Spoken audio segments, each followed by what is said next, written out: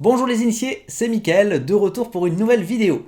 Aujourd'hui, on va parler de 3 bandes dessinées qui représentent 3 ambiances musicales différentes, puis on parlera de la ville de Villeurbanne, capitale française de la culture 2022.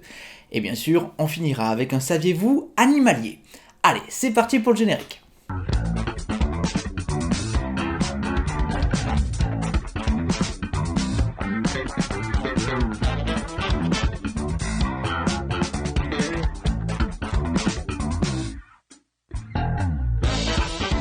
Et on commence en musique et en BD, puisque 3 bandes dessinées ont entrepris de nous faire entendre dans leur bulle 3 histoires musicales différentes qui se situent dans la même époque, les années 70.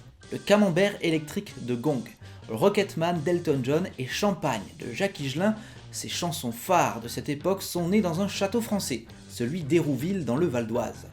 Michel Magne, le compositeur des Tontons Flingueurs entre autres, y avait installé un studio d'enregistrement qui a vu défiler les plus grandes stars de l'époque. David Bowie, Pink Floyd, Cat Stevens ou encore les Bee Gees. Les groupes vivaient sur place, le cuisinier était un poète et la musique a résonné dans les escaliers du château. Et c'est cette histoire que Yann Lequelec et Romain Ronzeau ont décidé de raconter et de dessiner dans un album, Les Amants d'Hérouville, sous-titré Une histoire vraie, aux éditions Delcourt. Et dans ces mêmes années 70, un poète canadien, à la voix grave posée sur quelques accords de guitare, enchantait le monde.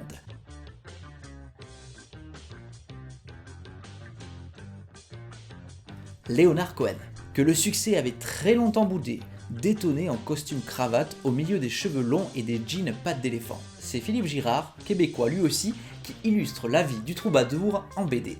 Léonard et ses femmes, Léonard et ses addictions, Léonard et ses producteurs surtout, qui ont rarement cru en lui. Par exemple, sa chanson Alléluia, reprise dans toutes les versions imaginables, n'a bien jamais failli sortir. Le titre de cet album c'est Leonard Cohen sur un fil aux éditions Casterman.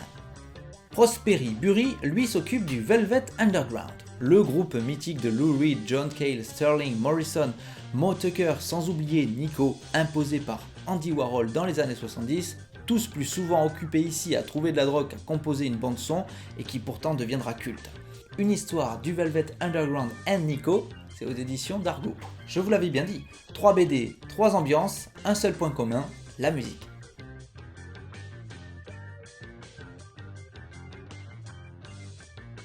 La ville de Villeurbanne, commune limitrophe de Lyon, a été élue ce mardi 30 mars capitale française de la culture 2022. C'est un label qui a été créé cette année par le ministère de la Culture et qui est assorti d'un financement d'1 million d'euros. La ville a su s'imposer face aux 9 finalistes. Brest, Laval, Le Mans, Metz, La Réunion, Sète, la communauté d'agglomération du Grand Angoulême et la communauté de communes de Val-Briard et Saint-Paul. Ce label, créé cette année pour une première édition en 2022 par le ministère de la Culture, récompense les communes se démarquant par la mise en valeur de leur patrimoine et le soutien apporté à la création et à la transmission artistique et culturelle. Il a pour objectif d'encourager le projet culturel urbain de la ville.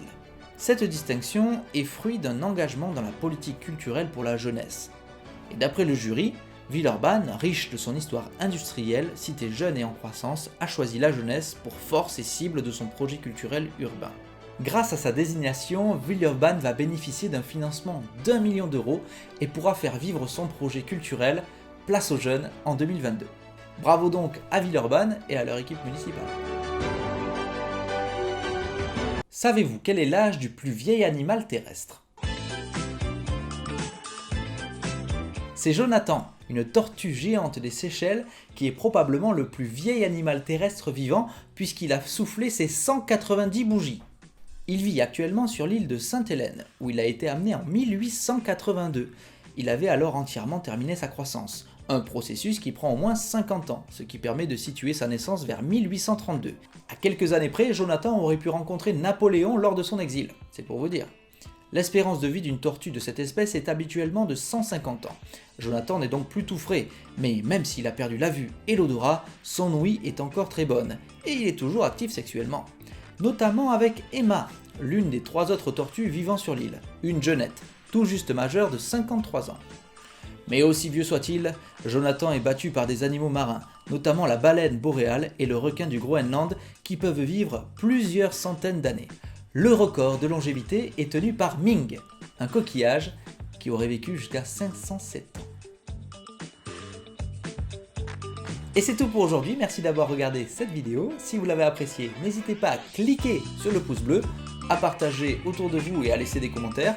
Et n'oubliez pas de vous abonner, ainsi vous deviendrez un initié. Et moi je vous dis à très vite pour une prochaine vidéo.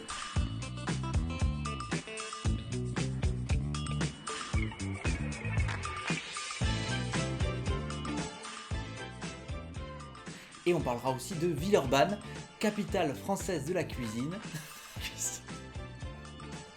De la culture, excusez-moi.